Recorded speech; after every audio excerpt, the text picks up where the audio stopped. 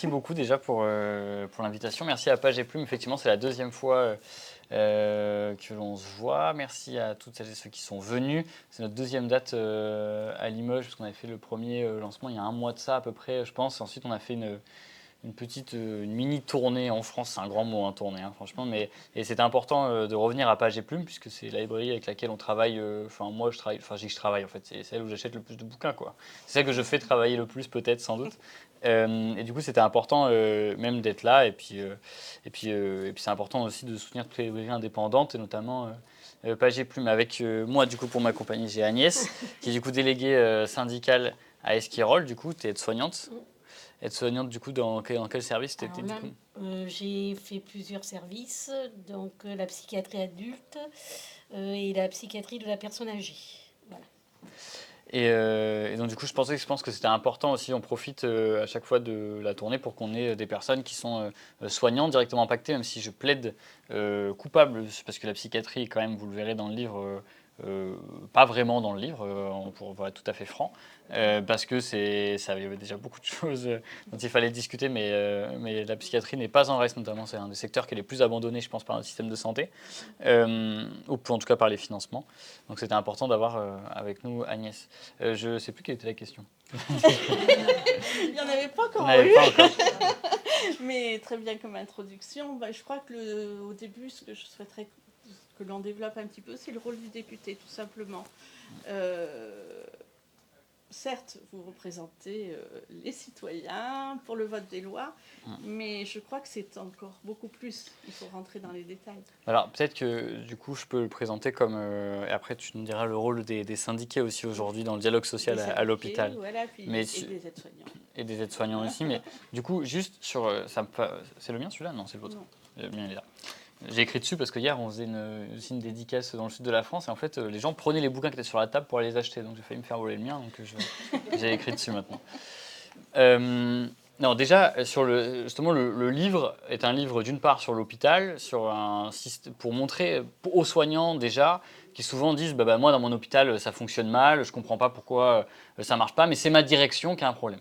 L'idée du bouquin, c'est de montrer qu'un peu partout en France, déjà, ce problème, il est systémique. C'est-à-dire le problème qu'on retrouve à l'hôpital, on le retrouve partout. Et c'est de montrer ça aux soignants. Attention, parce que on parle de l'hôpital qui n'est pas en bon état, c'est bien que les gens ne se blessent pas ce soir. Ça, c'est bon? Ouais, vaut mieux pas y aller là. Le constat peut être renversant peut-être parfois, mais du coup, c'était ça. Ensuite, montrer aussi aux patients qui eux-mêmes disent moi, chez moi, je vais à l'hôpital, ça se passe mal, je comprends pas, pourquoi on s'occupe pas de moi? Leur dire pareil à nouveau, c'est un problème systémique. Et donc, quand on parle de système, c'est aussi un livre in fine sur l'Assemblée nationale, sur les votes, sur les ministres, c'est-à-dire dire aux gens ce problème-là, c'est pas un phénomène naturel, c'est-à-dire que c'est pas comme il pleut. Mais encore, il pleut, c'est de moins en moins naturel puisqu'il y a le changement climatique. Mais en tout cas, c'est pas un phénomène naturel, c'est-à-dire que c'est des choix politiques qui nous ont amenés dans cette situation-là, qui fait qu'aujourd'hui, on a de plus en plus de mal à se faire soigner, et que les soignants ont l'impression d'avoir de plus en plus de travail. C'est donc dire aux gens, les votes que vous avez eus, que vous avez faits, ont des conséquences sur la vie réelle et ont eu des conséquences sur les 30 dernières années et sur notre système de santé.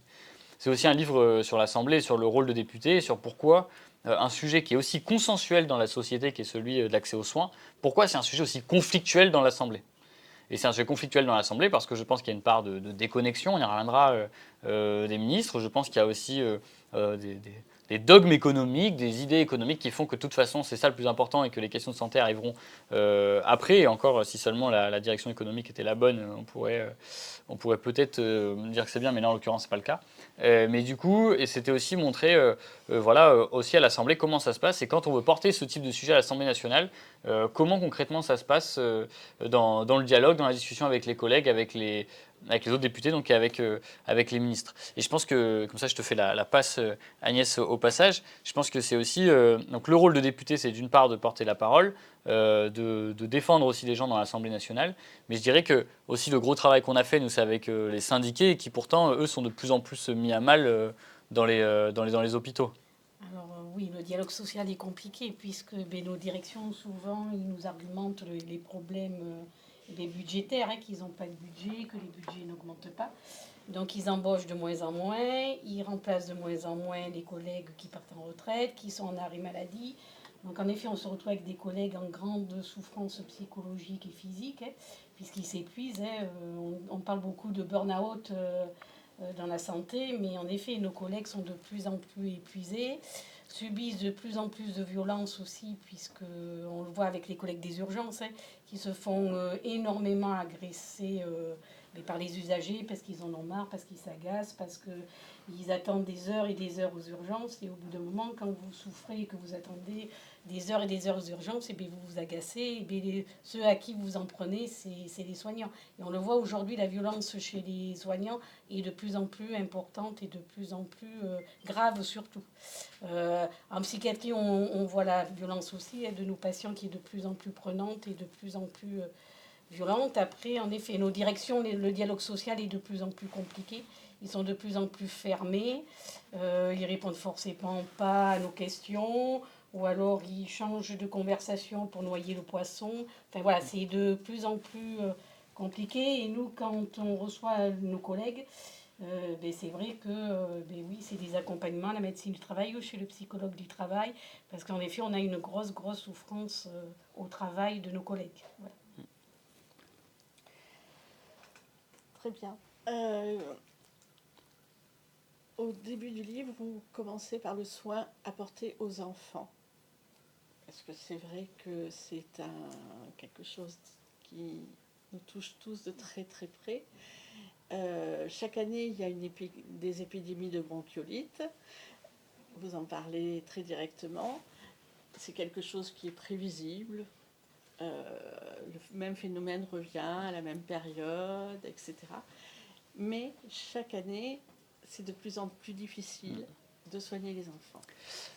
Alors, du coup, c'est vrai qu'il y a un moment donné, en gros, l'idée, c'est de se dire un peu aussi la quête du bouquin, c'est de se dire comment ça se fait qu'on est passé du système, enfin moi, en gros, c'est un peu sur 30 années. Moi, il y a 30 ans, mais 30 ans, je n'étais même pas né, mais il y a en tout cas, quand j'étais gamin, il y avait cette idée que le système de santé, que ce soit pour les soignants, ça voulait dire être fonctionnaire, ça veut dire avoir un travail, ça veut dire avoir une maison, ça veut dire avoir des enfants, c'est pouvoir se poser. Comment, pour les patients, ça voulait dire, pour le coup, pour ma mère qui touchait entre 800 et 1000 euros par mois, c'est-à-dire des gens qui avaient des aussi petits revenus pouvaient aller à l'hôpital, s'offrir les services de chirurgien qui touchaient 8000 euros. C'est un système qui est quand même formidable en France que l'on a. Et comment on est passé de ça à aujourd'hui des soignants, ou que moi en tant que député, je pense que toi aussi tu le vois en tant que syndiqué, quand les soignants moi, viennent me voir, c'est pour me dire qu'ils veulent démissionner, qu'ils ne peuvent pas le faire, parce que comme ils sont fonctionnaires, ils n'ont pas le droit de démissionner, sinon ils sont réquisitionnés. Du coup, comment on est passé de ça à ça? Ensuite, il y a eu la phase Covid, qui avait été un moment qui pourtant, la période Covid, finalement, on en reviendra après, mais était quand même un temps d'espoir en vrai pour beaucoup de soignants, parce que ça a été un moment où ils avaient l'impression de pouvoir faire que du soin, et surtout un moment où Emmanuel Macron, le président lui-même, disait on va réinvestir, il y aura un hôpital de demain. Je ne sais pas si vous y avez cru, en tout cas moi à l'époque, naïvement un petit peu, quoi, et je m'étais dit qu'il y aurait quelque chose. Et en fait, on prend l'exemple de la bronchiolite donc et de la pédiatrie, qui pour moi était le cas chimiquement pur pour montrer que l'hôpital allait moins bien après le Covid qu'avant le Covid. Parce que vous savez, il y a toujours l'excuse de dire bon bah oui, mais il y a eu le Covid, c'est pas simple, et puis là c'est bon, il y a eu des moyens, l'hôpital est renforcé. On prend la bronchiolite, pourquoi? Parce qu'en 2019, et d'ailleurs c'est ce qui est écrit en quatrième de couverture, en 2019, il y a Hugo, non c'était pas Hugo, c'était un autre pédiatre qui disait que lui, en 2019, il devait déjà envoyer des gamins à 200 km de chez eux pour se faire soigner, quand il était en Ile-de-France, parce qu'il n'y avait plus de place dans les hôpitaux d'Ile-de-France. Bon, et quand on regarde donc 2022, donc après que le Covid soit passé, il y a une nouvelle épidémie de bronchiolite, et on se rend compte qu'en fait, la situation est pire que ce qu'elle n'était avant. Il y a toujours des enfants qui se font envoyer à l'autre bout de la France, enfin à l'autre bout de chez eux, mais de plus en plus tôt. Et puis on se trouve avec des situations où, par exemple, c'est à l'hôpital Necker, on nous explique que même pendant le Covid, on n'avait pas mis d'adultes dans les urgences, on n'avait pas ventilé d'adultes dans les urgences pendant le Covid, et que là, pendant la bronchiolite de 2022, on se retrouve à ventiler, donc à mettre sous respirateur, des bébés dans des couloirs, tellement il n'y a plus de place. C'est d'autres qui nous disent qu'ils ont des lits cassés, c'est ceux qui nous expliquent aussi qu'à nouveau, qu'à nouveau, ils sont dans une situation où ils ont de plus en plus de difficultés, avec notamment un tri des bébés, c'est ce qui est dit à l'hôpital Trousseau dans le 12e arrondissement. On dit on a dû trier les bébés. Et je prends cet exemple-là sur les enfants parce qu'en fait, bon, d'ailleurs, il y a un bouquin qui est sorti là-dessus, ça, pour en parler, je vois que vous avez mis tout un paquet de bouquins qu'il vaut mieux lire plutôt que le mien. Mais du coup, si vous voulez faire mais il est moins cher le mien. Mais du coup, pourquoi les enfants? Parce qu'en fait, pourquoi on est dans cette situation-là sur la pédiatrie, ça ne vient pas de nulle part. C'est-à-dire que durant les années 2000, il y a une réforme qui s'appelle la tarification à l'activité. Ça voulait dire qu'un soin, en gros, c'était une logique de garagiste. Je ne sais pas s'il y a des garagistes parmi nous. Non, personne ne peut nous expliquer alors. Du coup, c'est une logique de garagiste, ça veut dire que vous venez avec une réparation, enfin un problème, on vous fait un diagnostic, on vous répare, on fait une facture. C'est comme ça que ça marche à l'hôpital depuis les années 2000. C'est comme ça que ça marchait dans le privé. Ça veut dire que par exemple, vous allez vous casser, je sais pas, vous cassez le poignet, vous arrivez, on vous fait l'analyse, on vous répare et on fait la facture derrière. Et les médecins se retrouvent à faire en fait des codes sur leur ordinateur pour dire il faut facturer. Et il y a des actes qui rapportent plus d'argent que d'autres. Un accouchement, ça ne rapporte pas assez par exemple. D'ailleurs, c'est pour ça qu'il y a un paquet de maternités dans le privé qui ferment. Parce que c'est pas assez rentable. Et ce qui n'est pas rentable non plus. Par exemple, un accouchement aujourd'hui, c'est moins rentable pour un hôpital que de se faire remplacer une prothèse de hanche. Voilà, vaut mieux remplacer les prothèses de hanche que de faire des accouchements, ça rapporte plus à l'hôpital. Et c'est la sécurité sociale qui paye. Et l'exemple des enfants, c'est que souvent en pédiatrie, les pédiatres diront petit patient, petit moyen. Et en fait, la pédiatrie, historiquement, ne rapporte rien. Enfin, ça ne rapporte pas assez pour les hôpitaux. Donc c'est comme ça que les hôpitaux ont de moins en moins privilégié leur service de pédiatrie, ont laissé tomber, que les soignants ont été de moins en moins poussés à aller bosser en pédiatrie, qu'on se retrouve avec de moins en moins de soignants, des lits qui ferment en cascade à cause de ce système-là. Et c'est le président de la Société française de néonatologie qui dit, en fait, le manque de soignants en pédiatrie augmente la mortalité des enfants, notamment de moins d'1 an. Et on est dans un cas de figure aujourd'hui où en 20 ans en France, sur les 20 ans d'économie, sur les 20 ans de cette réforme-là, notre pays est passé de 3e pays meilleur dans la mortalité infantile, c'est-à-dire avec quasiment le moins de mortalité infantile d'Europe. Et aujourd'hui, notre pays est 25e entre la Bulgarie et la Pologne. Donc, parce qu'on a mis un système en place qui a dévalorisé aujourd'hui le soin pour les bébés. C'est des chiffres qui sont très récents. C'est sorti il y a 15 jours. Alors les chiffres sont très récents, mais voilà. Pour le coup, ça fait 1 an ou 2 même que c'est beaucoup sorti. Alors je cite ce bouquin parce que vous ne le voyez pas, mais donc ça c'est un bouquin sur la mortalité infantile qui a été écrit par 2 journalistes de l'Humanité, qui est sorti 2 jours après le mien. C'est con. Parce que du coup, j'aurais pu utiliser les infos qu'il y avait dedans. Mais du coup, qui traite très bien le sujet et qui explique comment on a détruit aujourd'hui quand on s'occupe des bébés, et que du coup maintenant en France les bébés, on est dans un des pays qui a un des pires taux de mortalité infantile du continent, parce qu'on a décidé de mettre des mesures qui devaient faire des économies à l'hôpital, ou alors les pousser à être compétitifs, c'est-à-dire faire plein d'actes, sauf que finalement des actes étant dévalorisés, et bien pour ce qui est de la pédiatrie, ça a été largement dévalorisé, quoi. Et d'ailleurs, ce qui est intéressant avec par exemple la tarification à l'activité dont je parlais, je ne sais pas si on y revient, on y reviendra tout après, mais du coup, si on en revient après, je te poserai la question après, Agnès, puisque c'est posé en psychiatrie aussi, quoi. La santé mentale d'ailleurs aussi, des adolescents notamment, après Covid, je pense que c'est un sujet très prégnant. Alors, la santé mentale des adolescents était déjà compliquée avant le Covid, et le Covid n'a rien arrangé, puisqu'aujourd'hui on voit nos jeunes adolescents ou adolescentes, puisque les taux de suicide ont énormément augmenté chez nos adolescents. C'était déjà compliqué avant, avec une vraie souffrance, des troubles alimentaires, des phobies scolaires. Et en effet, le fait du confinement a engendré encore plus de phobies scolaires et tout ça. Alors nous, le souci qu'on a aussi, c'est qu'on manque de pédopsychiatres. Donc on nous parle beaucoup de prévention chez nos jeunes, sauf que pour faire de la prévention, il faut avoir des médecins.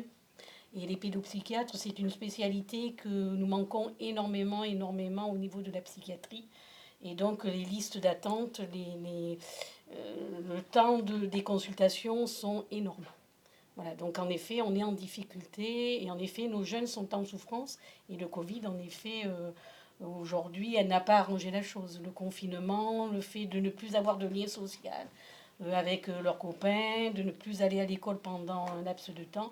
Et en effet, on a déclenché chez des jeunes une vraie souffrance psychiatrique. Et oui, le suicide chez l'adolescent, c'est le plus important avec les personnes âgées. Voilà. C'est les 2 catégories qui se suicident le plus au niveau de la psychiatrie. Oui, donc dans chaque sujet, ce que l'on constate de toute façon, c'est une pénurie de soignants. C'est pas... En fait, c'est un sujet qui revient beaucoup. Bon, déjà, la pénurie de soignants. C'est vrai que c'est un sujet, par exemple, sur le... Ça va, on ne vous perd pas, là? C'est bon? Bon, pour tout le monde, ok. Parce que je me dis, bon, si on vous perd, vous le dites, hein. Ok? Je compte sur vous. Bon, on est entre adultes. Sur la pénurie de soignants, c'est vrai que c'est un sujet qui revient beaucoup. Et là, je vais vous parler un peu Ah, je suis très, très content de voir l'ancien président de l'Ordre des médecins. Et du coup, sur la pénurie de soignants aujourd'hui, on a un sujet, on a l'impression que justement, la pénurie de soignants, c'est quelque chose qui est naturel. On dit, alors, il y a deux sujets, il y a les médecins, il y a les paramédicaux, donc les infirmières et les aides-soignants. Pour ce qui est des médecins, par exemple, là, il y a un spécialiste qui vient d'entrer dans la salle. Du coup, bonjour. Pour la pénurie de médecins, c'est-à-dire que pendant des années, il y a eu un dogme qui a été de dire qu'il y avait trop de médecins en France, dans les années 70. C'est-à-dire on disait, il y a trop de médecins, et s'il y a trop de médecins, on va se retrouver dans une situation où en fait les gens ils consomment trop de soins. C'est-à-dire que c'est l'offre et la demande. C'est-à-dire que s'il y a trop d'offres de médecins, les gens ils vont aller voir le médecin, comme si on choisissait d'être malade et on choisissait d'aller consulter. Ça s'appelle le numerus clausus. D'ailleurs, il faut savoir quelque chose, c'est que dans les années, en 68, mai 68 commence en Haute-Vienne sur la sélection à l'entrée de l'université de médecine. C'est la fac de médecine qui démarre mai 68 en Haute-Vienne, à Limoges. Alors moi qui étais un peu syndiqué étudiant, je peux vous dire que la fac de médecine qui démarre les mobilisations, ça arrive plus trop maintenant quand même. Hein. Mais bon. Et donc c'est la fac de médecine qui démarre la mobilisation. Qu'est-ce qui se passe? Du coup, on décide, on dit, comme on va faire des économies si on réduit le nombre de médecins, on met un filtre à l'entrée de l'université. Donc après la première année, on décide du nombre de médecins qui pourra passer en première année de médecine, qui pourra passer en deuxième année de médecine. Bon. Il y a 20 ans, l'Ordre des médecins dit, du coup, si on continue avec ce numerus clausus, ça s'appelle comme ça, dans 20 ans, on va avoir une pénurie de médecins. Bon, ils l'ont dit il y a 20 ans. Ils ont dit, si on ne fait rien pendant 20 ans, on va avoir une pénurie. On a une pénurie aujourd'hui, rien n'a été fait durant les 20 années. Aujourd'hui, ce numerus clausus, du coup, c'est juste comprendre que la logique à la base pour laquelle on n'a plus assez de médecins aujourd'hui, c'est la logique de se dire on fera des économies si les gens vont moins se faire soigner, en gros. Il faut le comprendre comme ça. Et après, je pense que je trahis personne en disant que je pense qu'il y avait aussi une partie des médecins qui se disaient eux-mêmes ça nous enlèvera de la concurrence. C'est-à-dire que vous retrouvez, vous avez moins de concurrence du coup, vous êtes plus tranquille. Donc et maintenant on se retrouve avec des médecins du coup il y en a un sur 4 qui se retrouve avec des signes de dépression parce que burn-out et suractivité. Il y a eu une réforme qui a été faite sous Emmanuel Macron et je le dis parce que c'est vrai que ça revient souvent de dire ils ont supprimé le numerus clausus, donc la sélection à l'entrée de l'université de médecine. En fait, c'est un peu différent, ça n'existe plus. Mais on dit maintenant les formations de médecins sont faites, les capacités de formation de médecins sont calculées selon les besoins du territoire, parce que pour être déconnant, de se dire on forme des médecins selon les besoins du territoire, et des capacités des universités à former. Du coup, si vous ne mettez pas plus de moyens pour que les universités forment de médecins, vous avez compris quoi. C'est-à-dire que les besoins du territoire, ok, les capacités de formation, elles n'y sont pas, donc c'est-à-dire que vous n'avez pas plus de médecins. Ça, c'est la première chose pour ce qui est des médecins et de la pénurie qu'on a aujourd'hui. Ensuite, par contre, il y a maintenant la question des paramédicaux, parce que quand même, ce qu'on a entendu en fait, ça marchait bien sur les premiers mois de Covid. Sur les premiers mois post-Covid, les gouvernants disaient, vous savez, une infirmière, ça ne se forme pas en 2 mois, quoi. Ça ne se forme pas en 1 an, ça ne se forme pas en 2 ans, ça ne se forme pas en 3 ans. Ah si, ça ne se forme pas en 4 ans, si. Et maintenant, ça ne se forme pas en 5 ans, on pourrait presque entendre, mais si. Et en fait, la question qui se pose sur la pénurie des paramédicaux, donc infirmières et aides-soignants, là, c'est très différent. Parce que c'est limite moins une question de formation, même si je pense qu'il faut qu'on en forme beaucoup plus, qu'une question de gens qui sont partis. Entre 2020 et 2022, le nombre de postes vacants d'infirmiers, il est passé de 7 500 à 60 000 en France. Ça veut dire qu'elles sont parties. Et quand je dis que cette pénurie, c'est important de se dire pourquoi est-ce qu'elles sont parties. Alors il y a des questions de sens au travail. 70% d'entre elles disent que les mesures qui ont été faites après le Ségur de la santé ne suffisent pas. Et parce que quand vous avez un débat justement à l'Assemblée nationale avec le gouvernement, le point c'est toujours non, mais en fait, on a revalorisé. Il y a eu un Ségur de la santé qui était une hausse substantielle de salaire, qui est la plus grosse qu'elles aient jamais eue, je pense, depuis longtemps. Ségur de la santé, peut-être que vous l'avez vu, le Ségur de la santé? Oui. Tu pourras nous dire un peu l'effet que ça a sur les collègues. Donc il y a eu le Ségur de la santé, mais aujourd'hui, 70% disent que ça ne suffit pas. Donc si ça ne suffit pas, et qu'elles partent, à un moment donné, il faut se poser d'autres questions. Et je fais plus court là-dessus, mais juste parce que maintenant, et je pense que quand on se dit qu'il y a une pénurie, il faut regarder les choses avec lucidité. Pourquoi il y a cette pénurie? Je dis ça parce qu'on a eu Agnès Buzyn qui est venue en commission d'enquête. Agnès Buzyn, c'est l'ancienne ministre de la Santé, les masques, tout ça. Qui disait, non, les masques, c'est Véran, ça. Mais du coup, elle n'a pas on ne peut pas lui mettre tous les mots sur le dos non plus. Mais du coup, Agnès Buzyn est venue en commission d'enquête sur la question de l'accès aux soins et nous a dit, vous savez, on a un problème de pénurie mondiale de soignants, donc ça n'est pas que la France. Maintenant, ça se discute vu certains pays, les chiffres de certains pays. Et elle l'explique, elle me dit, en fait, la pénurie de soignants, c'est à cause du Covid, parce que pendant le Covid, les jeunes ont découvert le télétravail. Et du coup, maintenant, ils ne veulent plus être soignants parce que les jeunes, ils veulent faire du télétravail. Or, être soignant, ça ne peut pas se faire en télétravail. Et là, on se dit, mais c'est complètement lunaire de dire ça, en sachant que toutes les enquêtes qualitatives et quantitatives prouvent qu'en fait, déjà, quand les infirmiers quittent l'hôpital public, ils partent faire du libéral, enfin de l'intérim dans un premier temps, c'est-à-dire qu'elles partent faire des contrats, comme pour ceux qui ont bossé en intérim, des contrats par-ci par-là, ce qui leur permet d'avoir la main sur l'agenda, parce qu'en fait le gros problème aujourd'hui c'est qu'elles se font rappeler sur les congés, c'est qu'elles n'ont pas la main sur leur agenda et c'est ce qu'on essaie de décrire dedans. Le deuxième, elles partent faire du libéral, donc à nouveau pour des questions d'avoir en fait la main aujourd'hui sur leur emploi du temps, et ensuite elles partent dans la restauration. Et la restauration qui est un métier en tension, et puis ça se fait rarement en télétravail quand même la restauration. Et ça, c'était l'explication d'Agnès Buzyn. Et je pense que quand il y a ce sujet-là de la pénurie qui est trop facile, c'est de comprendre pourquoi. Pourquoi ? Parce que les revalorisations attendues n'ont pas été là, parce que la qualité au travail s'est détériorée alors qu'il y avait eu des promesses qui avaient été faites et qu'elles y attendaient beaucoup. Il y a une infirmière des urgences de Limoges qui me disait « Moi, ça fait 5 ans que je reste parce que j'ai l'impression que l'année prochaine, ce sera mieux. J'ai de l'espoir. » Elle me dit « Cette année, je pars. » C'est-à-dire que quand au bout de 5 ans, vous comprenez que la situation ne s'améliore pas et même pire, elle se dégrade, vous finissez par partir. Et je pense qu'il faut regarder les choses avec lucidité et ensuite les traiter avec respect. Lucidité, voir la situation, respect, comprendre aussi ce qui se passe et ensuite derrière, il faudra revaloriser et améliorer les conditions de travail. Mais peut-être même pour toi Agnès, du coup le Ségur de la santé, vous qui l'avez eu, donc c'est une hausse de entre 183 et 250 euros. Quel a été l'effet du coup sur les gens ? Est-ce que ça les a poussés à... Alors non, parce que la valorisation de 183 euros ne les a pas forcément fait rester à l'hôpital. Puisqu'en effet, comme tu dis, les conditions de travail se dégradent tellement, les postes sont de moins en moins remplacés, on a de plus en plus de problèmes de recrutement, donc les gens attendent des fois des collègues qui arrivent au bout de 6 mois, 1 an, et ils comblent le manque de personnel, donc comme je disais tout à l'heure, ils s'épuisent, ils font des changements d'équipe à longueur de temps et à longueur de journée, ils font des jours, ils passent de nuit, ils repassent de jour, ils font des soirs matin, matin, soir, donc il y a ça et il y a... Comme on dit, ils ne se retrouvent plus dans les missions qu'ils faisaient et les valeurs qu'ils avaient de soignants. Donc souvent, ils partent aussi pour ça, parce que la reconnaissance, ils ne l'ont plus, et les conditions de travail, ils ne l'ont plus non plus. Alors en plus, nous, ce qui s'est passé en psychiatrie, c'est parce que comme nous, on a du médico-social et on a de la pure psychiatrie, nous, au début, on a eu les 183 euros, et nos collègues qui faisaient du médico-social, alors qu'ils ont été en difficulté pendant le Covid comme nous, comme les collègues de la masse ou les collègues d'addictologie qui faisaient du médico-social, n'ont pas eu tout de suite ces 183 euros. Donc eux, ils les ont eu bien plus tard et il y en a encore qui les attendent au niveau du médico-social.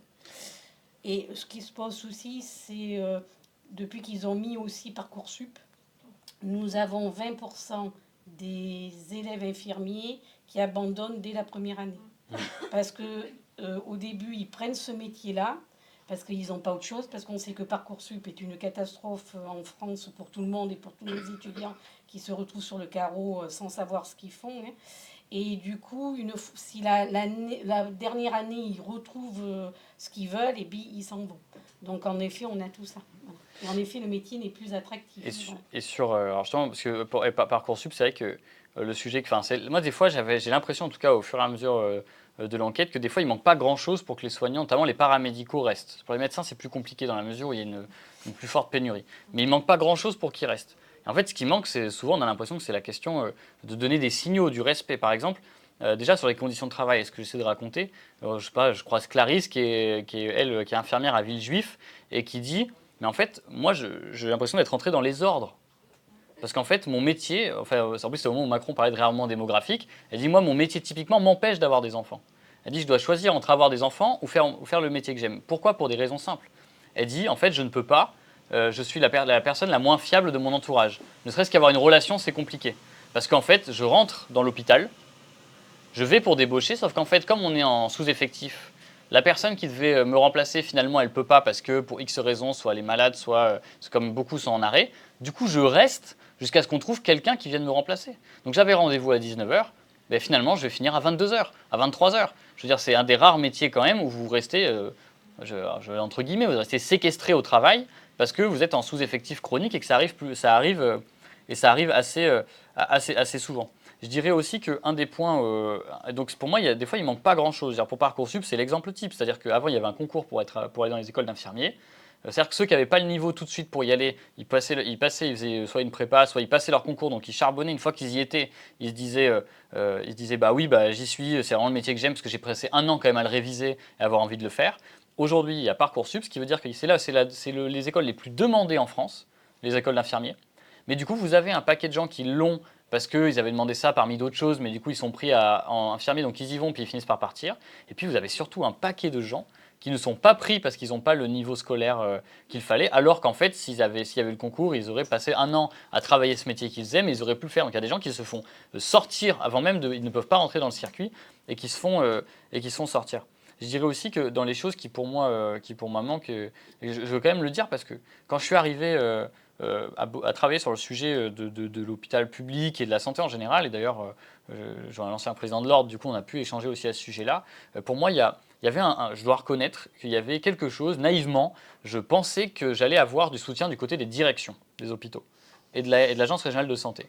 J'étais persuadé de me dire, moi j'arrivais avec toute ma bonne foi en me disant, vous inquiétez pas, le problème il est systémique, c'est national, on est ensemble, on essaie de se battre ensemble. Et je dois reconnaître que, je ne le dis pas pour leur planter un coup dans le dos parce qu'ils le savent, mais je dois reconnaître que pour le coup, je regrette quand même que ce soit assez peu le cas, et partout en France, hein, c'est pas spécifique à ici, et qu'en fait on se trouve souvent dans une situation où je trouve que dans ces administrations-là, peut-être qu'il faudra un jour se reposer la question de comment on y remet plus de soignants, ou peut-être qu'il y a un peu plus de démocratie pas participative, mais au sens avec des soignants, une démocratie médicale ou sanitaire, je ne sais pas comment ça peut se passer, pour avoir des gens qui eux-mêmes ont pratiqué le terrain, qui se retrouvent à être soignants. Moi je dis ça, je ne suis pas soignant.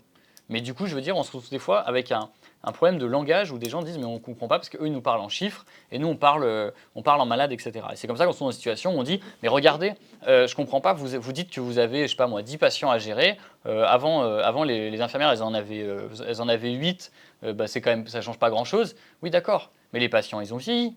Mais il y a des gens qui ont des maladies chroniques de plus en plus lourdes. Et ça, on ne peut pas le savoir quand on est juste derrière à regarder purement les chiffres de manière comptable. Et je le dis aussi, il y a plein, on pourrait revenir, mais il y a plein de moments comme ça qui pour moi posent un problème aussi au niveau des soignants. Mais tout ça vient des directives ministérielles. Mais par exemple, l'exemple le plus classique, c'est au CHU de Limoges, quand on me raconte que le CHU dit, en tout cas on dit à des soignantes, n'oubliez pas que vous êtes salarié du CHU, pas de votre service. Donc ça veut dire... Ça, on le dit depuis longtemps.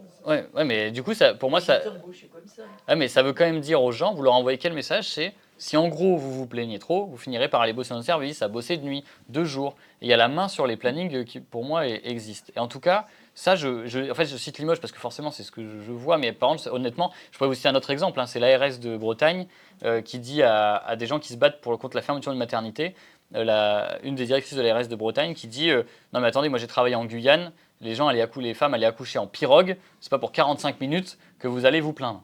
Donc ça, c'est pour moi des sujets. Mais bref, j'en fais peut-être une parenthèse un peu trop importante par rapport à ce que c'est vraiment, mais je dis juste que je pense que dans la bataille qui pourrait être faite pour l'accès aux soins, je trouve que parfois les soignants se retrouvent un peu esselés dans cette lutte-là et qui sont un peu tout seuls avec des fois des directions qui pourraient davantage les suivre. Mais ça faisait Ça suite pose à ce que tu aussi disais. peut-être le problème de l'introduction de l'humain dans les décisions, en fait.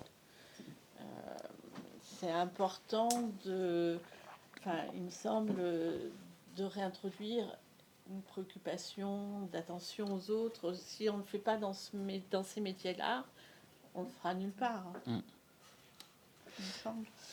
Et c'est vrai que ça apparaît jamais dans aucune déclaration, en fait.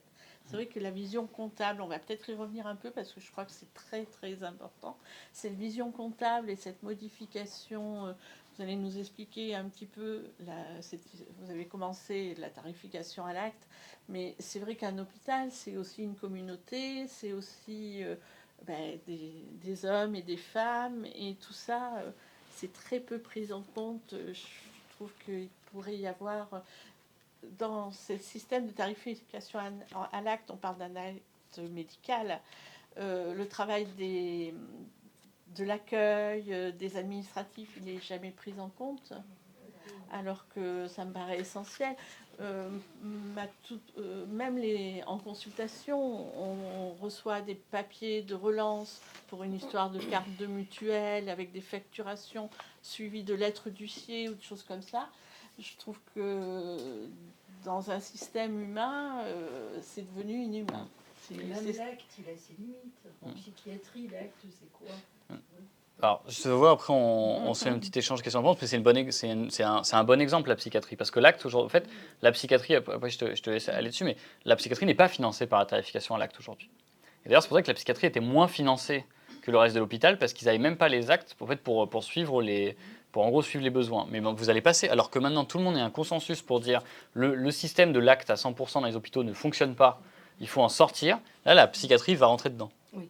Alors nous, on va avoir la tarification sur les soins ambulatoires. On est passé à la tarification sur les soins ambulatoires, mais pas sur Donc les soins à domicile. les soins à domicile. Voilà, c'est-à-dire les infirmiers qui vont voir les patients pour leur suivi au domicile et tout ça. Sur l'hospitalisation complète, pour le moment, on a un budget sécurité sociale et tout ça. Il était dit qu'ils voulaient nous faire passer aussi sur l'hospi complète la T2A. Ils ont abandonné pour le moment le projet. Rien ne prouve qu'ils vont y revenir. Et s'ils mettent la T2A sur l'hospitalisation complète, ce qui va se passer, c'est qu'aujourd'hui, nous avons un prix de journée de la psychiatrie à 500 €. Si on passe à la T2A sur l'hospitalisation complète comme ils voulaient faire, plus le patient va rester, plus le prix de journée va baisser. C'est-à-dire qu'on va avoir un prix de journée qui va arriver au médico-social à 200 et quelques la journée. Voilà. Pour le moment, ils l'ont abandonné. Nous restons vigilants parce que nous pensons qu'ils vont y revenir rapidement et ça va être une catastrophe sur la prise en charge de nos patients, comme c'est une catastrophe sur la prise en charge du CHU, hein, puisque comme on dit, on va garder, soit nous on va garder, le privé va prendre tout ce qui est rentable, c'est-à-dire les hospitalisations courtes, et nous on va nous donner tout ce qui est cher sur les hospitalisations. Et aujourd'hui on le voit, le CHU, comme disait Damien, c'est-à-dire que la pédiatrie, la personne âgée, c'est des pathologies parce que c'est lourdes et donc qui coûtent très cher à l'hôpital et qui ne rapportent pas. C'est pour ça que souvent les hôpitaux, ils ferment souvent, vous verrez, en premier lieu, les unités où ils bloquent des lits, où ils ferment des lits sur des pathologies qui ne rapportent pas. Après, ça n'empêche qu'aujourd'hui, sur le CHU Limoges, ils vont perdre des lits en orthopédie, hein, donc imaginez. Hein. Voilà. Le carnage, c'est-à-dire que les gens vont attendre des mois et des mois pour se faire hospitaliser, pour se faire opérer, ou alors si vous vous cassez la jambe et vous resterez pendant 3 jours aux urgences, et encore 3 jours, je suis gentille. Voilà. Nous, la psychiatrie, on le voit, le manque de psychiatres, hein, on a des prises en charge qui vont de 6 mois à 1 an. Imaginez quand vous êtes suicidaire. Voilà, que vous êtes obligé d'attendre. Peut-être du coup pour répondre sur la question des réformes en général, on a parlé tout à l'heure du numerus clausus, donc à limiter le nombre de médecins, on a parlé de la tarification à l'activité dont on vient de parler à l'instant. Pour moi, il y a une des réformes qui est la plus importante, c'est notamment pour les plus jeunes, des fois, pour les jeunes depuis moins longtemps, on s'en rend moins compte, c'est qu'il y a aussi la question aujourd'hui de la sécurité sociale en elle-même et la direction de la sécurité sociale. Il faut comprendre que quand même à la sortie, désolé, ça peut paraître très vieux tout ça, et moi ce que j'essaie de dire, c'est qu'il y a des choses qui ont fonctionné, qu'on a supprimées et peut-être qu'on pourrait y revenir. Aujourd'hui, l'assurance maladie, la sécurité sociale, dans son ensemble, après la guerre, elle est gérée à 70% par des travailleurs, par des syndicats qui prélèvent la cotisation et décident de ce qu'ils vont faire, et 30% du patronat. Alors à l'époque, c'était 70-30 parce que bon, il y avait ceux qui avaient fait qui avait fait la guerre et il y avait une autre partie qui avait moins fait la guerre. Du coup, en tout cas, pas du bon côté. Et du coup, c'était aussi pour ça qu'il y a eu, ces discussions-là. Je taquine, hein, mais c'est pour ça qu'il y avait eu ce rapport de force-là. Ensuite, très rapidement, il y a eu un 50-50 qui a été imposé entre donc paritaire, entre patronat et syndicats. Dans les années 90, il y a une réforme qui est pour moi structurelle, donc c'était la réforme Juppé. Souvent on dit Juppé c'est la dernière grande défaite des gouvernements. Mais en fait à ce moment-là il faut aussi passer une réforme qui s'appelle, c'est les ordonnances Juppé. Et ce qu'il faut comprendre en gros, c'est la sécurité sociale ne sera plus dirigée par les travailleurs et les patronats. Et à partir de là, elle est votée par le Parlement. Les budgets de la Sécu sont votés par le Parlement. Nous par exemple. Du coup, ça signifie, et c'est à ce moment-là pour moi, c'est symétriquement ce moment-là où le système de santé se casse la figure, avec les autres réformes que vous avez vues. Mais c'était des réformes qui, de toute façon, étaient là pour contraindre avec une autre réforme qui s'appelait l'ONDAM. Je vous le fais vite, mais en gros, ça veut dire qu'on planifiait les dépenses qu'on devait faire en santé chaque année. Donc vous mettez l'ONDAM où il y a un maximum de dépenses à faire, à peu près. Hein. Vous arrivez avec la T2A, qui est la tarification à l'acte, vous fixez le prix des actes. Si tous les ans vous dépassez l'ONDAM, finalement vous commencez à dévaluer le prix des actes. Et donc les hôpitaux se retrouvent à faire des actes qui, à la fin, ne couvrent même pas leurs frais quand ils font cet acte-là. C'est-à-dire qu'on les pousse à faire des actes, mais s'ils en font trop, on baisse le prix de l'acte. Vous comprenez un peu la logique ou pas ? Ça, c'est le premier point. Ensuite, cette réforme-là, du coup, elle dépossède les gens, les usagers, les travailleurs et les patrons, d'ailleurs, de la sécurité sociale et de l'assurance maladie. Ce que je veux dire, c'est que quand même, on est passé, il faut quand même se rendre compte qu'on est passé à un moment donné, donc c'est quoi, c'est 46, de 70% de travailleurs qui gèrent la sécu, puis 50%, à aujourd'hui, par 49.3, une personne. François Bayrou, en l'occurrence. Pas de chance. Mais du coup, quand même, à la fin des fins, le budget est adopté avec un 49.3 par une seule personne, qui gère le plus gros budget français, parce que vous savez, il y a 2 budgets, c'est 666 milliards d'euros, la sécurité sociale, donc c'est un budget colossal qui, à la fin, n'est approuvé que sur le crédit d'une seule personne. Et pour moi, ça, c'est un des points qui étaient les plus importants. Et d'ailleurs, je me demande, d'ailleurs, c'est drôle, j'avais un débat avec Philippe Juvin, je ne sais pas si vous voyez qui c'est. C'est un député de droite qui était candidat à la primaire des Républicains, et qui, lui, quand on a eu ce débat-là à Paris, me disait... qui a dit devant tout le monde, alors on l'a filmé, donc bon, maintenant, il va falloir s'y tenir. Mais du coup, il disait que lui aussi, il pensait que finalement, peut-être que l'assurance maladie devrait revenir entre les mains des partenaires sociaux. Pour se dire, bon, peut-être que le Parlement ne le gère pas assez bien, ce que je crois, et du coup, surtout, à la fin, c'est le Premier ministre qui le gère tout seul, et peut-être que ça devrait revenir entre les mains des partenaires sociaux. Je pense que cette réforme-là, pour moi, est assez structurante. Et je pense que d'ailleurs, parce que tout à l'heure, on parle, on dit vous dites qu'on parle beaucoup en comptes, mais la vérité, c'est que les comptes n'y sont pas. Tous les ans, et là il y a un autre bouquin qui est vraiment, il est où le bouquin de Miron. Là, ce bouquin-là, la guide, ce bouquin, souvent je dis que si je l'avais lu avant d'écrire le mien, j'aurais peut-être pas écrit le mien. Mais parce que bon, une fois que vous avez lu ça, vous avez tout lu quoi. Et mais il coûte plus cher aussi. Du coup non et puis il y a moins de comment ça s'appelle. Ouais, il y a moins de soignants. Par contre, il a écrit un deuxième livre, Olivier Miron, qui s'appelle Pourquoi fumer, c'est de droite. Et celui-là, je vous invite vraiment à l'acheter. C'est très très bien et ça vous passera l'envie de fumer. Mais par contre, Miron, il explique dedans et avec d'autres économistes de la santé que tous les ans, les besoins des hôpitaux augmentent de 4%. Le budget devrait augmenter de 4%. Vieillissement de la population, maladie chronique qui augmente. Aujourd'hui, en France, on a une épidémie de maladies chroniques. Qui d'ailleurs avec l'absence de prévention du coup qui ne sont pas assez bien soignés, en tout cas les gens devraient faire en sorte qu'ils évitent d'aller se faire soigner pour ça, mais du coup il y a une épidémie de maladies chroniques. Ensuite il y a ces hausses, donc ces vieillissements de la population, maladies chroniques et les traitements qui coûtent de plus en plus cher. Ça pour le coup il y a peut-être un peu plus de marge pour réduire. Bref, on dit c'est 4% par an que ça devrait augmenter de 4% par an.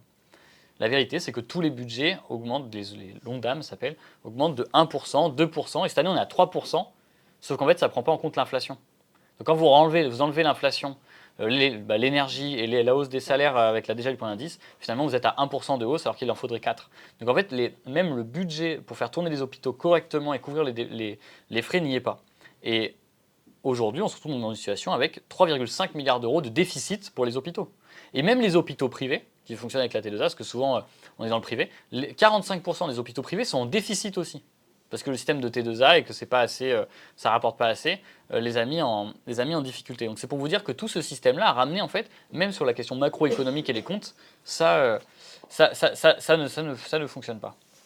Et tout cela se passe, vous en témoignez souvent, dans l'indifférence générale ou presque.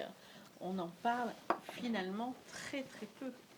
Alors c'est vrai que ce que je voulais, la raison pour laquelle, peut-être on n'en a pas parlé, mais moi la raison pour laquelle à la base je travaille le plus les questions de santé à l'Assemblée, c'est parce que j'avais un peu le sentiment que personne ne le faisait.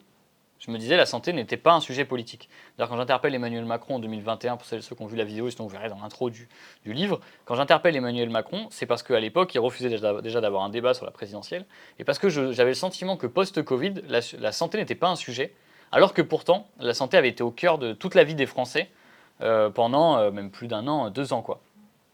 Et je trouve que ce n'est toujours pas un sujet. Quand vous regardez les enquêtes d'opinion, il y a toujours dans les trois premières positions, vous avez la santé comme étant le moteur de vote des Français.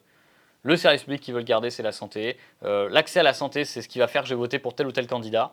Pourtant, quand vous regardez les prises de parole des politiques, c'est souvent en 8e position qu'arrive la santé. Bien après des sujets évidemment essentiels comme le voile dans le sport, le voile à la plage, le voile au pique-nique, le voile, partout, le voile. Pas la planche à voile évidemment. Mais du coup, ça revient tout le temps. Et donc on sent qu'il y a des sujets, ce sujet-là en tout cas n'est pas du tout, d'ailleurs un journaliste de France 3 m'a dit est-ce que vous trouvez que la santé c'était un bon filon pour faire parler de vous ? Je me dis vous rigolez, c'est le sujet, il y a aucun, dans la presse locale il y a des sujets, mais aujourd'hui en presse nationale il n'y a quasiment plus aucun sujet sur la santé. Et l'idée c'était d'en faire un point d'en faire un point politique. Et d'ailleurs, je trouve que le fait qu'il y ait autant de ministres qui changent tout le temps sur la santé, pour moi, est un signal qui veut dire qu'aujourd'hui, c'est un des secteurs où quasiment personne n'en veut. Et pourtant, il y a une dissonance du coup entre ce que veulent les Français et ce que veulent les politiques. Je ne sais pas si j'ai tout à fait répondu. Oui, tout à fait. Justement, je ne sais pas si toi, tu le vis aussi de cette manière-là, le fait que toi, tu vas à l'hôpital tous les jours. Est-ce que tu trouves que du coup, à l'extérieur, c'est un sujet... Nous, on n'est pas la priorité de nos gouvernements depuis très longtemps. Et s'ils s'intéressaient à nous, ça se saurait depuis très longtemps. Puisqu'ils nous ont fait de multiples réformes qui ont engendré en effet des fermetures de lits et de la dégradation du service public de l'hôpital. On le voit aujourd'hui sur les urgences aujourd'hui, qui sont une catastrophe, voilà, où les gens attendent, où voilà, les services de soins, il n'y a plus de lits, voilà, et nos collègues sont en souffrance. Donc non, nous vraiment, voilà, et comme dit Damien, le fait de changer de ministre veut bien dire qu'en effet, nous sommes en grande difficulté, et ça. Voilà, on a du mal à garder des ministres au niveau du ministère de la Santé. Donc en fait, j'en arrive un peu à la conclusion de votre livre, qui est aussi dans l'introduction, c'est-à-dire que comment donner des armes à ceux qui veulent que les choses changent. C'est ça. Alors déjà, savoir de quoi on parle, c'est déjà peut-être important, mais qu'est-ce que vous en pensez? Parce qu'en fait... j'aurais tendance à dire, pour être un peu, disons, provocante, que c'est pas difficile de trouver des soignants en très grande difficulté, des malades qui ont été mal soignés, parce que malheureusement ça existe, ou mal accueillis, ou mal pour diverses raisons. Mais bon, l'hôpital joue son rôle quand même, il soigne aussi des milliers de gens, mais il faut que les choses aillent mieux. On en est tous conscients, on a tous envie. Et comment? Alors, en fait, ça va être un peu la conclusion, et après, comme ça, on pourra passer à des échanges. La pré-conclusion du bouquin, on l'appelle le risque et l'espoir, en fait. Le risque, je pense qu'il est énorme. C'est-à-dire que ce dont on vient de parler, aujourd'hui, on est dans une situation où, pour moi, alors, par exemple, il y a un des sujets qui est un gros sujet du bouquin, quand même, c'est les décès inattendus dans les hôpitaux. Grosso modo, ça veut dire quelqu'un qui décède sur un brancard, souvent parce qu'il est hospitalisé dessus, et il y a un flou, en gros l'affaire est remontée parce qu'on ne sait pas tout à fait les raisons du décès, et ça c'était un sujet qui existait, donc là, en gros, on pourrait faire très courte, c'est les gens qui décèdent faute de prise en charge à l'hôpital. Moi, quand j'en entends parler dès 2022, je décide de ne pas en parler au début du bouquin. Enfin, pas du bouquin, mais dans mon mandat.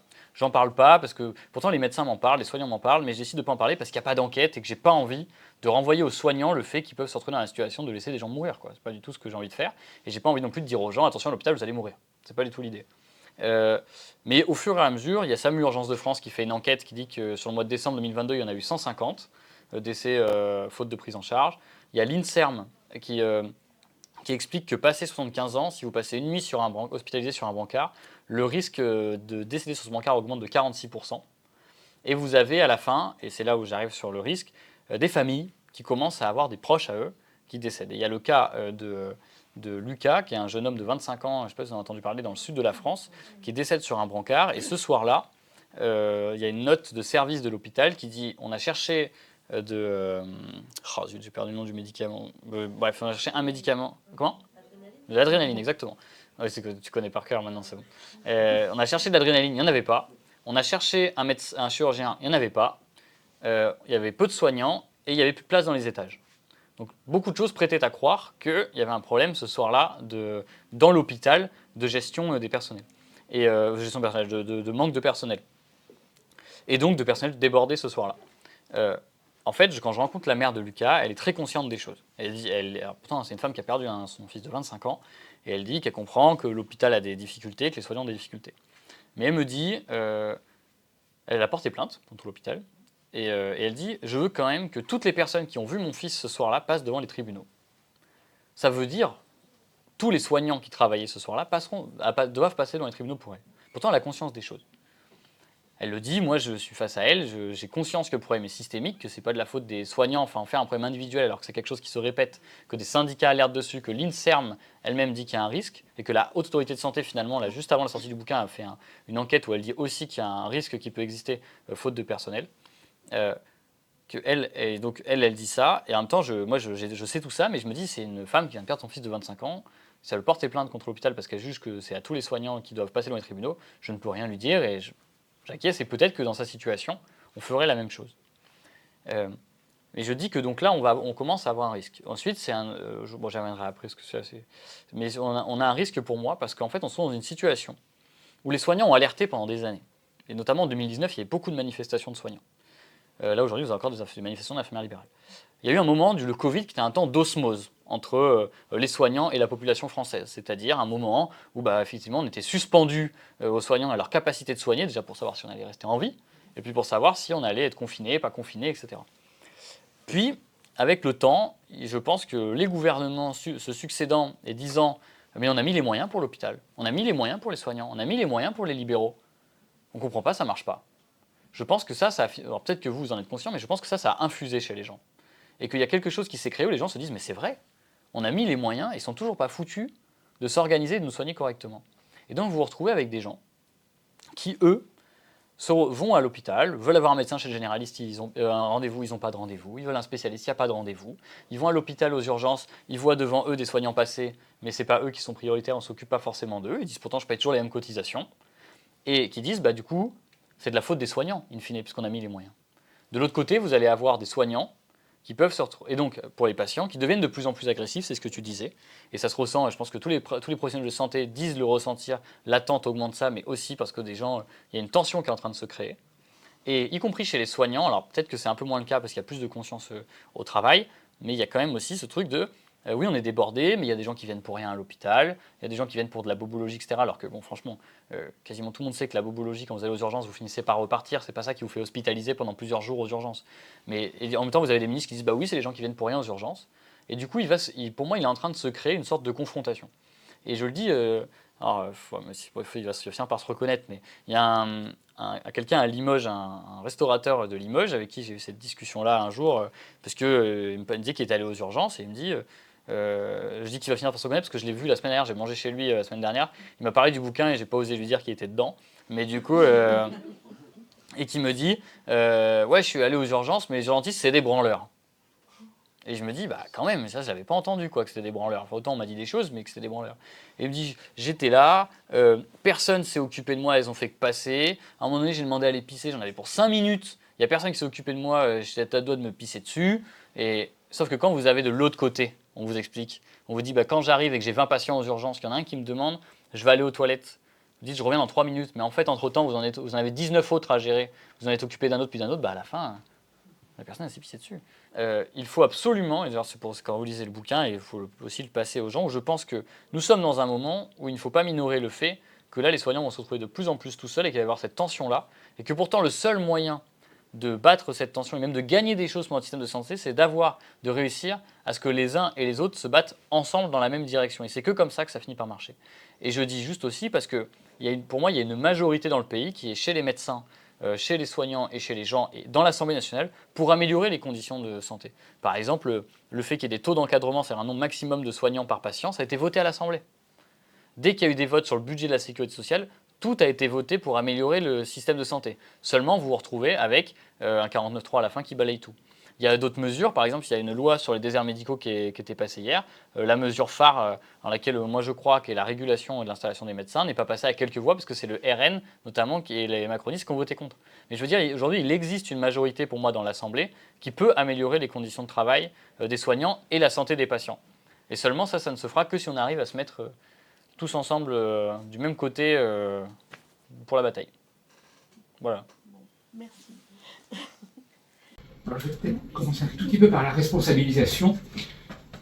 C'est quelque chose qui se perd complètement, mais pas seulement dans le monde médical, hein, dans le monde global. C'est-à-dire que quelque part, les médecins, les infirmières, tous les professionnels de santé ne comptaient pas leur temps, ne comptaient pas financièrement même aussi, il ne faut pas exagérer, parce qu'on se sentait responsable et on ne s'est pas soumis dans notre responsabilité. Et là, actuellement, je peux parler un peu des infirmières, parce que je sais beaucoup côtoyer et tout, mais globalement, les médecins ne s'épanouissent pas dans leur boulot. Donc j'en reviens après à ce que disait Damien à juste raison. Il a expliqué ça pour effectivement le Parcoursup pour les infirmiers, mais il s'est passé exactement la même chose avec le numerus clausus pour les médecins. C'est-à-dire qu'il y a eu une erreur de casting effroyable, qui fait qu'on a mis à la poubelle des gens qui auraient fait des médecins parfaits. Il y a un taux de médecins qui abandonnent leurs études qui est catastrophique. Vous voyez, des études de 10 ans, il y en a 25% qui de toute façon ne termineront pas leurs études, et puis il y a plein de médecins qui après vont abandonner des soins Pour 20% qui n'exercent pas. qui n'exercent pas. Hein, alors, qui n'exercent pas ou qui exercent. Alors, je vais ouvrir quelque chose qui va vous faire rire, mais moi, je les jaune. C'est maintenant, les médecins ils font de l'esthétique. Le problème, il est aberrant. Ça veut dire que quelque part, ces gens-là, ils n'étaient pas forcément faits pour être médecins. Et que dans les gens qui ont été mis à la poubelle pour faire des médecins, il y aurait eu des gens qui auraient été passionnés de pouvoir travailler. C'est le plus beau métier du monde. Le monde de la santé, c'est le plus beau métier du monde parce que on touche du doigt le résultat de ce que vous faites. C'est-à-dire que quand vous avez un patient, que vous arrivez à aider, je dis pas plus que soigner, aider c'est encore plus, c'est une satisfaction. Donc vraiment, on a la chance de travailler dans ce métier, et quand vous voyez qu'ils sont désabusés et qu'ils beaucoup cherchent tout sauf le soin, c'est quand même une erreur dès le départ. Et c'est quelque chose qu'on a évoqué avec très très longtemps, avec des rêves un petit peu de... voilà, je ne sais pas s'il s'en souvient, mais des rêves de comment on faisait pour les instituteurs, voilà, d'écoles normales, d'équivalent, si vous voulez, où on voit un petit peu... Et regardez les chasseurs de tête, ils savent à l'avance qui ferait bien tel métier. Bon, c'est pas un truc très, très difficile à découvrir. Il y a des gens qui vont faire de techniciens merveilleux, en santé, hein, je veux dire, mais qui n'expliqueront pas. Et ça, je pense qu'il va falloir, c'est une révolution qui va être pour le monde médical, pour les soignants, c'est que notre rôle, il va être aussi de soutenir les gens. Il ne faut pas réserver ça aux rares psychologues ou aux rares... voilà, ça fait partie du boulot, ça fait partie du job. Hein, voilà. Et voilà, c'est à peu près tout ce que je voulais dire. Mais j'ai l'impression de répéter ce que vous venez de dire parce que c'est vraiment quelque chose de dramatique. Mais surtout, je vais terminer par une petite anecdote. Tous les ans, il y a un forum des étudiants qui permet pour la médecine, hein, qui permet de rencontrer des médecins installés, des hôpitaux, des cliniques, des gens qui font des centres de santé, des choses comme ça, pour les étudiants et tout. Et donc, il y a 2 ans, ils avaient fait venir, en général, ils font venir des personnalités, ils avaient fait venir un grand basketteur pour dire, voilà, les études de médecine, c'est un peu comme l'entraînement. Et alors, donc, c'était assez extraordinaire parce que donc, les étudiants posaient comme question, mais comment faites-vous pour supporter les contraintes de l'entraînement et tout? Et parce que je m'épanouis. Alors, je prends la parole parce que je m'attendais un peu à ce qu'il allait répondre. Mais comment faites-vous pour vous épanouir? Parce que je travaille. Donc c'est un cercle vertueux. C'est-à-dire que plus vous travaillez, plus vous épanouissez dans votre boulot, plus vous épanouissez dans votre boulot, plus vous êtes content de votre boulot, et plus vous épanouissez, etc. Et ça, c'est quelque chose qui s'est coupé, d'une part, réellement par la mauvaise sélection. Je pèse mes mots, mais la mauvaise sélection, qui vient de loin, qui vient effectivement du numerus clausus, mais qui vient, comme le dit Damien, d'effectivement Parcoursup, enfin, il y a plein de choses qui sont là.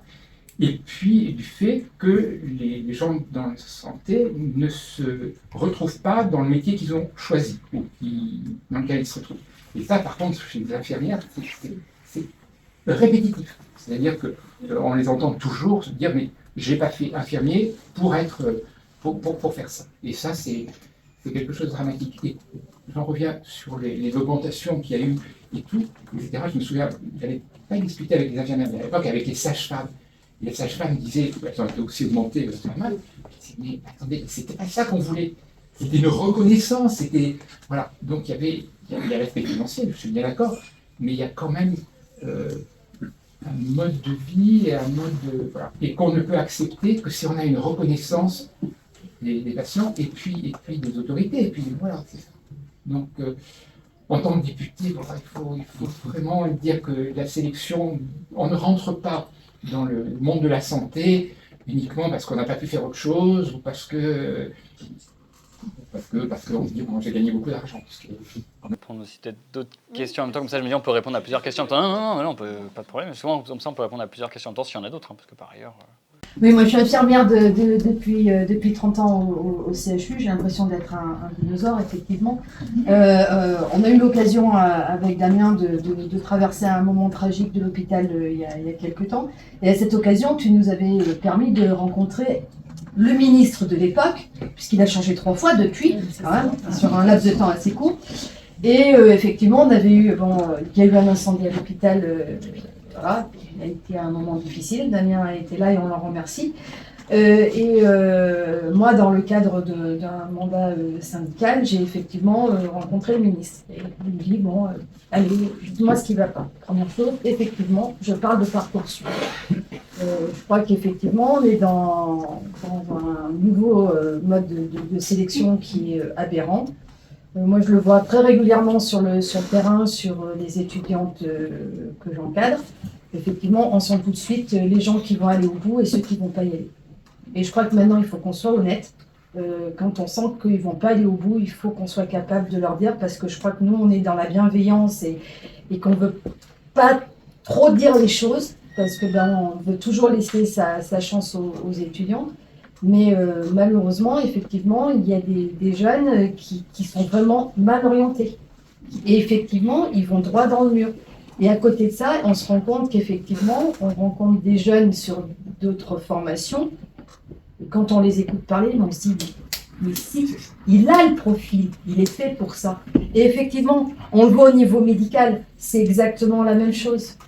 Et effectivement, on voit de plus en plus de jeunes qui sont perdus, et on voit effectivement, alors on nous fait des multitudes de passerelles maintenant, mais on perd du temps. On perd du temps. Il y a des gens qui sont faits pour ce métier et à qui, peut-être parce que papa, maman n'a pas pu les aider à faire la bonne lettre, à faire le CV comme il fallait, etc.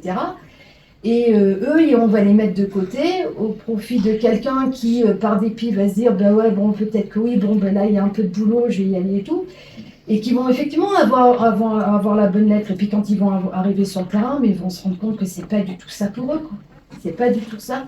Et la deuxième chose sur laquelle je voudrais revenir, c'est le Ségur. Alors effectivement, on nous a mis une carotte, on nous a dit, allez, on va vous augmenter. Depuis 10 ans que l'indice était gelé, donc bon, finalement, effectivement, ça a été la petite carotte. Et effectivement, moi, quand on a été contents, hein, on va pas dire, oui, c'est une prime, hein. Donc on se dit bien, pour notre calcul de retraite, ça, on oublie. Mais on a quand même été contents là-dessus, effectivement. Mais moi, quand j'entends mes collègues, je leur dis vous êtes contents ? Non, on n'est pas contents. On n'arrête pas de me rappeler sur mes repos. On me rappelle pour faire des nuits. Mes vacances, l'été, j'ai plus que 2 semaines l'été. Des fois, j'ai qu'une semaine avec mon conjoint et avec mes enfants. J'arrive même pas à avoir 2 semaines avec ma famille. J'en ai ras-le-bol. Ça fait 5 ans que je suis dans la maison. Et comme tu le disais, cette jeune infirmière, je comprends qu'elle veuille s'en aller en se disant qu'effectivement, elle espère, et puis que au bout de 5 ans, elle en a marre. Et effectivement, on en est arrivé là à l'hôpital. On en est arrivé là. Et je crois qu'effectivement, on est dans des gouvernances financières. Moi, aujourd'hui, j'étais sur une réunion de 3 heures à l'hôpital. On a parlé de choses de terrain. Ça n'a tourné qu'autour de l'argent.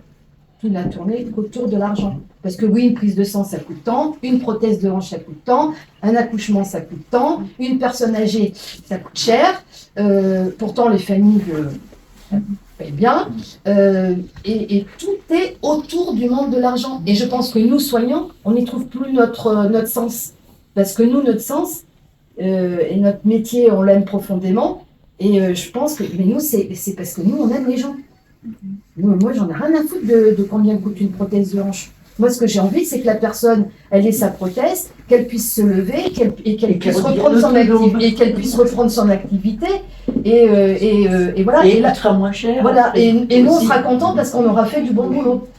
Peut-être sur un premier point, la question des études de médecine, moi je suis assez d'accord, enfin je suis d'accord, je ne les ai pas faites donc ce serait compliqué de trop juger là-dessus, mais en tout cas c'est sûr qu'aujourd'hui ce qu'on voit c'est qu'il y a un problème chez les étudiants notamment de burn-out, d'abandon en cours de route, d'abandon à la fin, et c'est vrai que la question de la chirurgie esthétique qui arrive comme étant, je crois que c'est le premier choix, c'est un des premiers choix des étudiants de médecine. Alors après, comment le reprocher quand le ministre de la Santé lui-même décide d'aller faire de la chirurgie esthétique après d'aller derrière. D'ailleurs, je vous inviterai à consulter les prix de la clinique qui avait été choisie.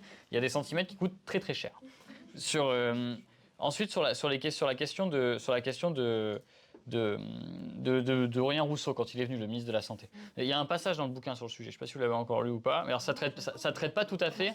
Ça traite pas tout à fait de ce dont vous parlez. Ça traite d'un autre aspect qui était pourquoi les soignants n'osent pas parler face aux directions, face aux ministres. Donc c'était parce que là c'était le sujet qui s'était posé. À ce moment-là, parce qu'il y avait la question de Parcoursup et d'autres choses, moi je dirais que quand même, sur les questions des ministres, je le dis, il y a quand même un point de déconnexion. Et alors Aurélien Rousseau, pour le coup, on a eu assez peu d'échanges, il n'est pas resté très longtemps. Moi à l'époque, il m'avait dit qu'il me promettait de revenir à Limoges, mais je savais déjà, au moins il me le promettait, que de toute façon il n'aurait pas honoré sa promesse parce qu'il serait plus ministre avant de pouvoir revenir à Limoges. Donc bon, ça a été le cas. Mais il y a eu d'autres moments. Moi, je pense qu'il y a aussi, chez les ministres, il y a soit une absence de conscience de ce qui se passe vraiment. Je pense qu'il y a un problème à ce niveau-là. Je vous prends un exemple. Moi, c'est de François Braun, qui était ministre de la Santé, qui pourtant était urgentiste. Syndicat SAMU Urgence de France, c'était le président. Et une fois, je la raconte, mais toute première fois, on présente le budget de la Sécurité sociale. François Braun sort, et vraiment, le budget, il manquait 4 milliards d'euros. Et je vais le voir, et je lui dis, mais monsieur le ministre, quand même, le budget, ça va pas. Et il me dit, non, ça va pas. Et je dis, bah alors on fait quoi? Il me dit, il y a eu pire. Et là je lui dis, non mais, je dis quand même, et après il me dit, oui mais on va faire des consultations partout en France. Je dis, mais là on vote le budget, après on fait les consultations. C'est-à-dire qu'on dit combien on met, après on dit de combien on a besoin. Et il me dit, non mais vous savez monsieur le député, parfois, l'hôpital, si déjà on peut changer l'ampoule du parking souterrain qui ne fonctionne pas, et c'est déjà ça de prix. Bon, alors j'espère que les soignants ont des voitures déjà. Et ensuite, je me dis, à ce moment-là, j'avais compris. C'est-à-dire que soit, en fait, et Braun faisait le bilan de ce qu'allait devenir son passage au ministère, c'est soit ils ne savent pas, soit en fait, ils n'avaient pas les moyens parce que c'était Bercy qui dirigeait de ce côté-là. Et à nouveau, je pense que c'est là où il y a besoin de soutien plus populaire. Ensuite, il y a la question des salaires qui a été posée, qui est un vrai sujet. Avec l'inflation, c'est clair que c'est devenu un vrai sujet. Juste, quand même, il y a eu plusieurs études qui sont sorties, parce que je parlais de Clarisse tout à l'heure, mais les 4 premiers points de départ, il y a la question de la rémunération qui arrive en 4e. La première, c'est la déshumanisation de la prise en charge. La deuxième, c'est l'organisation du travail. Et la troisième, c'est l'équilibre vie pro-vie perso. Mais déjà, la déshumanisation, etc., c'est des choses qui, pour moi, vous savez, quand on dit, on parlait des jeunes et qu'il va falloir former des jeunes qui aiment leur métier, c'est vrai. Mais je pense qu'il faut aussi se rendre compte du nombre de personnes qui aimaient leur métier et qui sont parties à cause de ça. Quand on passe de 7500 à 60 000 postes d'infirmiers vacants en 2 ans, ça veut dire qu'on est arrivé à un moment où il y avait des gens qui aimaient leur boulot, on a réussi à les faire partir alors qu'elles y tenaient. Je pense qu'il y a aussi des gens à faire revenir. Et pour les faire revenir, à mon sens, je pense qu'il y a la question salariale aujourd'hui qui est devenue inévitable, même si avant on disait c'était pas le sujet. Je pense qu'il faut des salaires pour attirer, un minima, et il faut des ratios pour faire rester, c'est-à-dire des taux d'encadrement. C'est-à-dire qu'il y a des hôpitaux qui existent, enfin, en fait, il y a un hôpital en France qui a mis en place des ratios. En fait, ça veut dire qu'il y a un nombre maximum de patients par soignant, ce qui est en Australie, ils le font et ça a permis de recruter, en Californie aussi.